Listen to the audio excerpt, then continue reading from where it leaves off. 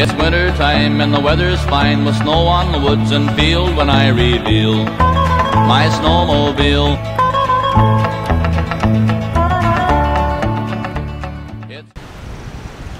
Howdy. Hey, welcome to Hollywood. My name's Justin Latimer. I'm the safety manager here. Hey, you might remember me from such safety instructional videos as arm goes in, hamburger goes out, or mama didn't raise no fool, wear personal protective equipment to stay cool. Well, heck, today we're going to talk about snowmobiles and snowmobile safety. So sit back, relax, but pay attention, because this instructional video just might save your life. Thrill by gully and hill, baby, it'll make you feel like an outdoor meal on a snowmobile. The almighty snowmobile. Canadians call this thing a snow machine. Because of their versatility and dependability, snowmobiles are the true workhorses of the ski industry. However, along with the benefits of snowmobiles comes the responsibility to operate them safely and efficiently. Now you may be thinking to yourself, hey, who invented the snowmobile? Well, let me tell you, his name is Igor Sikorsky, and it was back during what they called the Winter War. The year was 1910, and Igor was living in the home country of Russia, taking a bath. As he was getting out of the tub, he slipped and hit his head very badly. Now, Igor was suffering from a serious concussion, and his wife came to his rescue. Now, the doctor was nearly 20 miles away, and his wife was going to have to cross-country ski with Igor on his back to the doctor. Svednik. We'll edit that. Okay. As Igor was bobbing up and down off his wife, he thought to himself, man, there has to be a better way. And there was.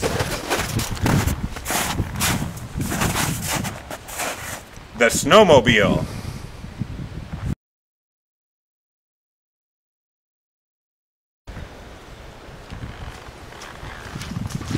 Today, we will go over the Hollywood snowmobiling operation and procedures, but let's first go over the brake. Now, the brake is a very key feature to your snowmobile.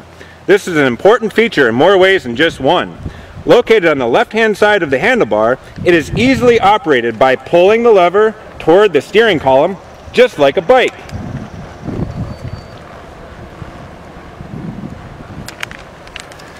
Now, generally speaking, you never want to brake for long periods of time, as this could result in an uncontrollable slide. Like driving your car in icing conditions, it's best to use the brake intermittently. The brake locking mechanism, or parking brake, is located near the brake handle. The locking mechanism has to be engaged manually, and it is best used to use both hands to do this because the plastic can be brittle, especially in cold temperatures, and can often break off. Again, to prevent this from happening, use both hands to engage. The throttle, located on the right-hand side of the handlebar, is the yin to the brake's yang. The throttle is operated by the right thumb, pressing the control toward the handlebar. Releasing the throttle will return the snowmobile to idle speed. Just like the gas pedal on your car, you never want to floor it, but rather apply slight pressure to increase your speed slowly. Emphasis on slowly. The emergency stop switch is located right above the throttle. This button instantly interrupts the engine ignition system. This red switch is operated by pushing down with your hand. Your engine will cease and will not start again. The ignition switch is activated by a key. If your snowmobile has an electric start, you will see that it has 3 positions: on, off, and start. On, off, and start. Good. The choke. Now, the choke is located near the ignition switch.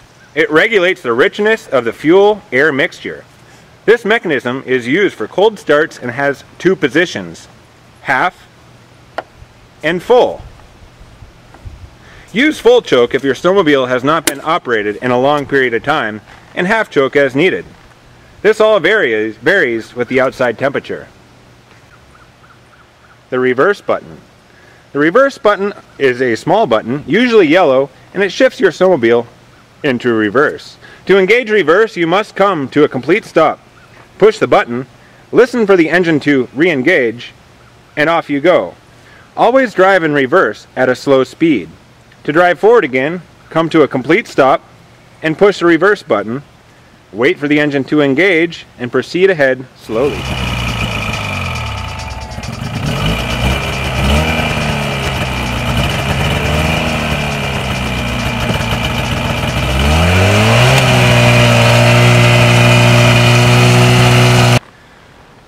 Additional safety features which should always be in place are the windshield, the running boards, the rear snow flap, the flag,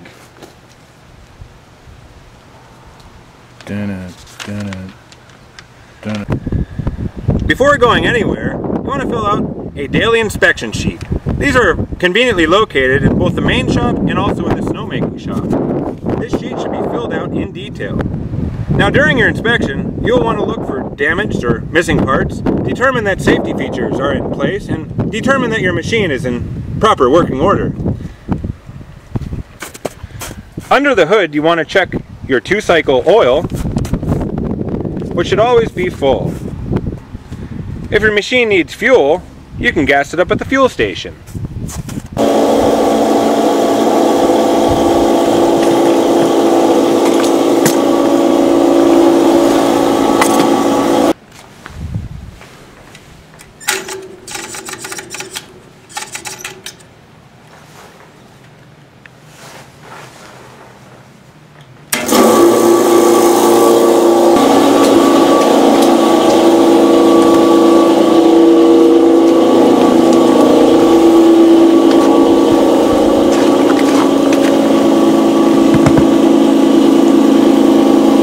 You will need to fill out the fuel log. Be sure to fill out the exact amount of gas by gallon and the correct date.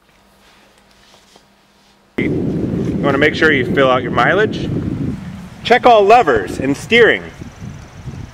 Are your skis parallel and turning together? Depress the throttle several times to determine that it returns fully to its idle position. Engage and disengage the emergency shutoff switch to ensure it's working properly. If you find any problems during the inspection, you can indicate them on the inspection sheet. Or if you find a serious problem, do not operate the snowmobile and notify a supervisor immediately. Before starting the snowmobile, check to see that you are dressed properly and that you are wearing your helmet. Eye protection is up to the operator's discretion, as oftentimes safety glasses or goggles can impair your visibility when driving under a snow gun. Make sure you have a radio. Not that kind of radio, silly. Where skiers ski and skaters be in snowshoes lend appeal like a bogey wheel. Make sure your pathway is clear. Well, okay, ready? I was born ready.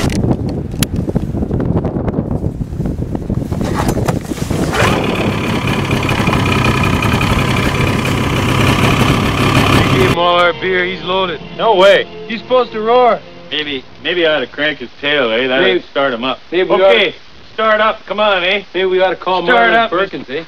Get Wild Kingdom here, eh? Hey, come, oh, jeez, he's getting mad, eh? Yeah. Oh, geez, we better get home.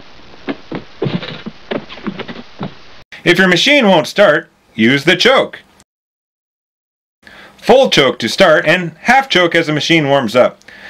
Just be sure to shut off the choke before operating. Gently apply pressure to the throttle and you're off. It is good practice to operate the machine at low speeds until it has time to warm up.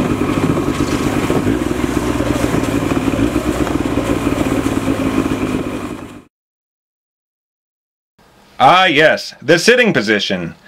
This is the most common position and is best for control and balance. This is also the preferred position when you have another passenger. But remember, when riding with a passenger, you must use a ski patrol sled. They're the only regulation sled that can safely transport 2 people at one time. The kneeling position, when one foot is on the running board and the opposite knee is on the seat. Watch how the individual on the snowmobile uses the kneeling position to safely snowmobile around the snowcat. The standing position. This is done by standing firmly with the feet on each of the running boards and both hands on the handlebars. The posting position. The driver on the snowmobile is in a semi-sitting position that allows the legs to absorb shock while riding in rough or uneven terrain. The legs actually work as shock absorbers. Going uphill, the direct climb is generally the preferred method, and our basic rule of travel is traveling up on the right and traveling down on the right, as if you were driving your car up and down the slopes. You may require more speed to safely climb the hill, but only go as fast as the hill demands. Decrease your speed as you approach the crest of the hill. Going downhill, controlling speed is critical. Stay low and keep a good center of gravity. Travel slowly by applying the brake frequently, but periodically apply the throttle to prevent traction and control. Side hilling. Look for the most direct routes and avoid side hilling whenever possible. If side hilling is necessary, assume the kneeling position and check uphill for oncoming traffic. Snow conditions. We here at Hollymont are constantly working in a variety of different weather and snow conditions which require special attention. Every day is a new day here at Hollymont. During icy conditions, reduce your speed at all times. Even though your machine is equipped with ice cleats on your track, your sled can still slide. After all, it is a sled. During deep, fat powder conditions, it is very easy to get stuck. If this happens, turn your machine off.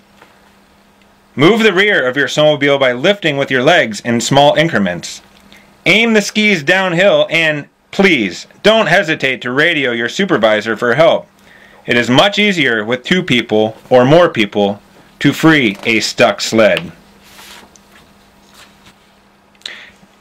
In the beginning of our winter season, it is very challenging to operate a snowmobile as our terrain changes by the hour sometimes. Snow piles can form from our snowmaking equipment very quickly.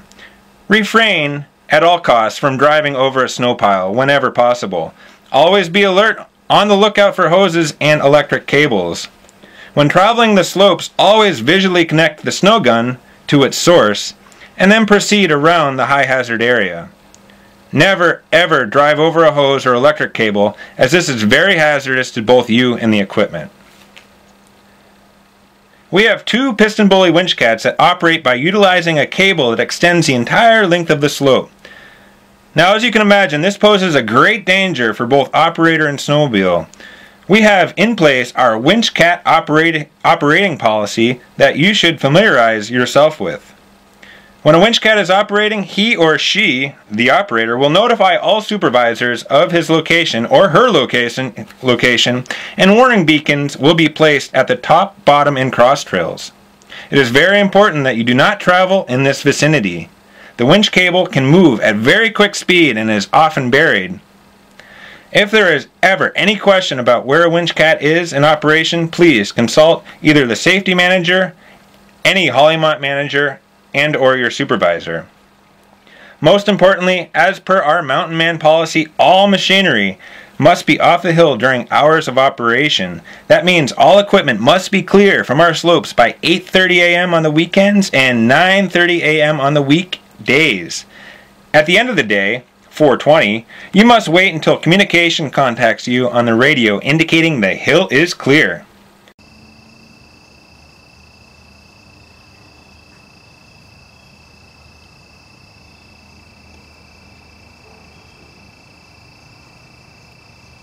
The hill is clear, Hollymont? The hill is now clear. Oh, that she must feel you've got a real good snowmobile.